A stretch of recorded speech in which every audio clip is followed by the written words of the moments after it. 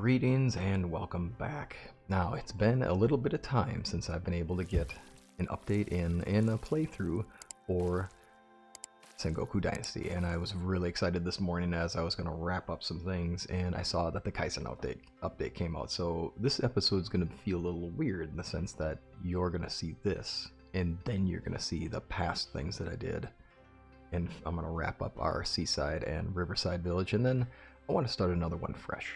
And I'm going to do a couple things with that, because with the updates and with the fact that things have changed a bit, I think it's going to be worthwhile to get some reviewing of how things work. And that's a lot of what happens with these new updates and with a game in early access. So, without further ado, we'll get into what the update is about and what happened in the update, and then we'll go into the village. And what I'll do is in the background, I'll be working on that. Well, as we talk about what's new in the update, I'll take you around the village just a bit, and I'll tell you about what's coming next. So first off, one of the big changes was shorter load times. Yeah, for sure. I definitely just noticed that. I usually hit the start of my game, I load it up, and I walk away, and I go get stuff, and I do things, because I know my game's not going to load. This time, I sat down, I waited, I moved some things on my screen so that it would be easier for me to be able to talk about this while I was also recording. And here we are. So as you can see on the screen, load times, yeah, 73%. I'm telling you, that was way faster for me. No, now let's see here. No longer are you going to have to build every single storage building. So as I walk around here, and I'll have you see here, this is the tavern, and I was going to add some things to this, but I don't know what kind of furniture is actually available here yet. So this is one of the new updates, and I do like that we're seeing, ooh, the arrow stand. That was a thing I actually just was working on. It's funny to think that that's there, because I was just talking yesterday when I was recording about how I wanted to have an arrow stand in one of my areas out here. That's amazing. So that's super cool. I'm a huge fan. Oh yeah, that's really good. So that's nice stuff. So then for this, I was going to add some things. I'll probably do containers. I'll do seating arrangements. Yeah, I'll probably do a bunch of stuff in here. That's in due time. But that's the tavern. Now for y'all, getting these paper lamps, I ended up buying them. At this point in time, it's just easier if you buy them. And by the way, you can find them at the monastery with the exotic goods trader. Keep in mind that when you build these things, as you'll see in a portion of my video in a bit, you spend a certain amount more. Like these oval ones, which are super cool, they cost 2 rather than just 1. But I like them, so I'm willing to pay that. And of course then there's the oil lamps, which I think still look solid. And honestly we'll probably just go with for the most part. Anyway, so back to the updates. Next thing is that now the whole storage building thing, that's just so big that you don't have to build all the storages right off the bat. There is a general storage will just accept everything. And it will just go there by default until you have the other storage requirements. I'm a huge fan of that one. And now they go to the preferred dynasty storage if they exist, but if not, they just get dumped in the general storage. That's a big deal, because at the start of the game, I was working on a how-to. It's kind of funny. I was working on a tips and tricks video, and one of my tips was, build this storage first, then build this storage, and then build this building, and then build this building to maximize your use of your time. Now I can finally say something like, hey, cool, build your general storage and let's go. That's it. That's all you got to care about. So now the specialized storages will help you organize things. That's good. That's good news. Like that. Check out this. This is in the background now that you're seeing the screen again. I had to add that just so I could get woodworking done. And then that's another one of those pains in the butts from just trying to keep things organized, right?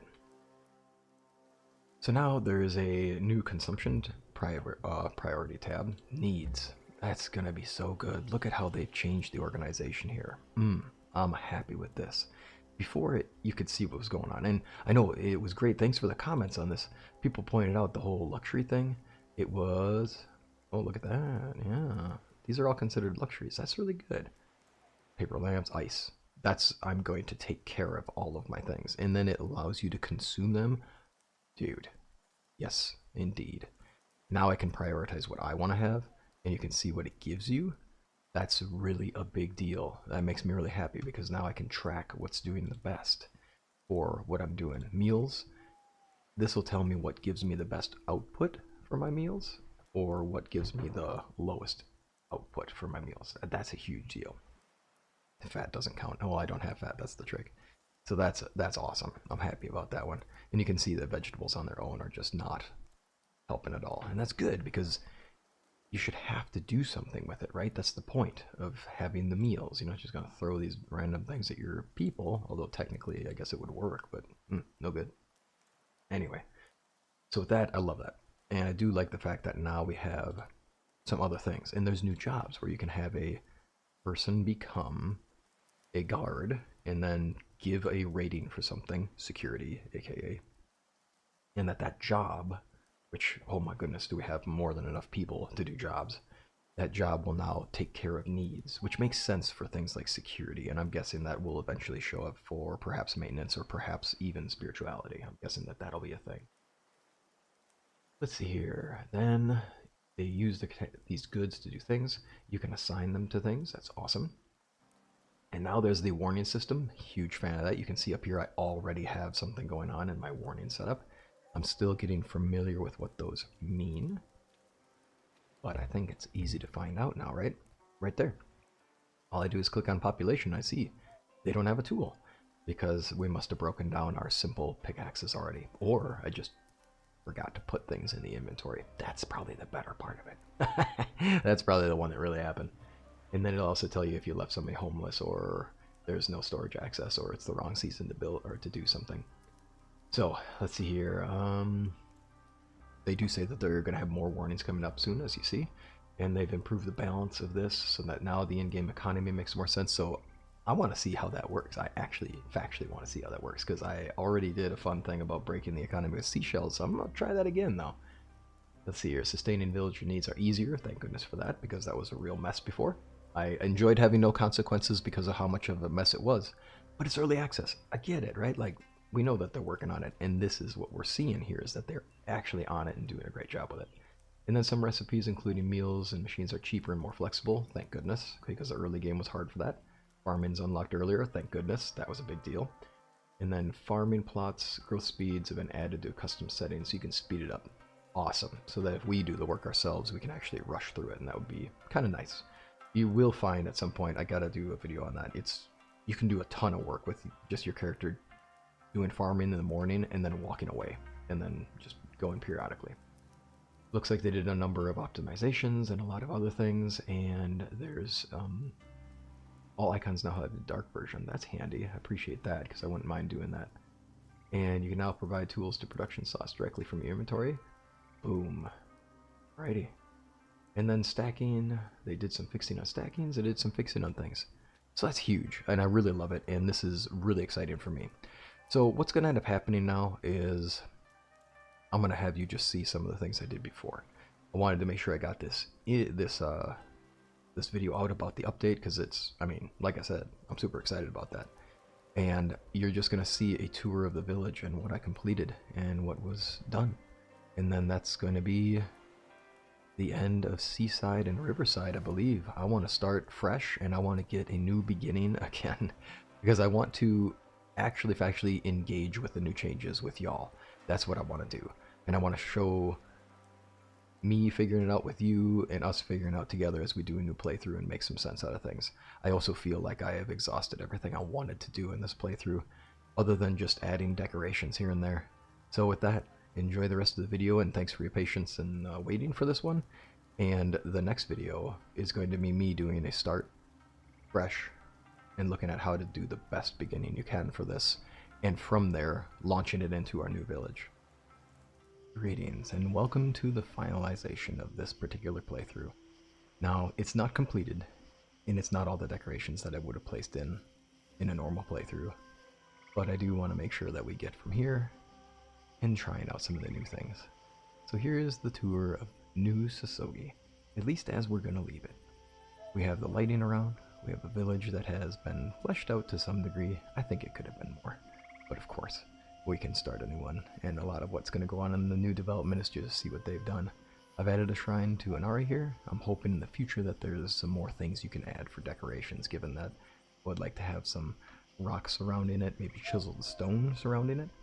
Other things like that can kind of frame it in better.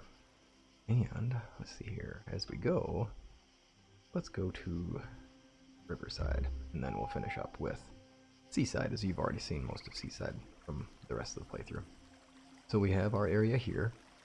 So how is it going to work for obfuscating this? Might be a thing on your mind. I don't know, perhaps. And what I decided was the best thing that a person could say about this particular region is that this is our paper making area, and the charcoal kilns and that we're going to say are ink manufactories, because charcoal is used to make ink. So this is a manufactory for paper and ink for our scholarly pursuits, even though it is most obviously our front for building our forging our steel weapons. This little area here, there isn't really a boat maker, so I'm saying that this is kind of the woodworking station that would be a boat maker, and that this little village, yeah, we make paper and yeah, we make ink, and the only way we're going to contribute to a local economy is to add the ink and add the paper to it. But on top of that, since we want to donate most of that to the monastery, since that would be the right thing to do, we use the profits from this mother lode as we sell that to other villages up the river. So I added some carts, as people would have to move a lot of things, and I would certainly not want to walk things back and forth. The carts would be the right way to go. And we have lighting so that at night people can see which way they're going. I obviously have the brightness up on maximum right now so you can see what's going on. I'm curious. Should we try turning it down just to see what it looks like? Let's see what it looks like when it's a little lower. We'll get close to there, hey? Alright, now let's see what it looks like. It looks decent, but I think for y'all it's going to look pretty hazy, so we'll get back up. Anyway. Oops. Supposed to commit. It did. It automatically saves it, thank goodness for that.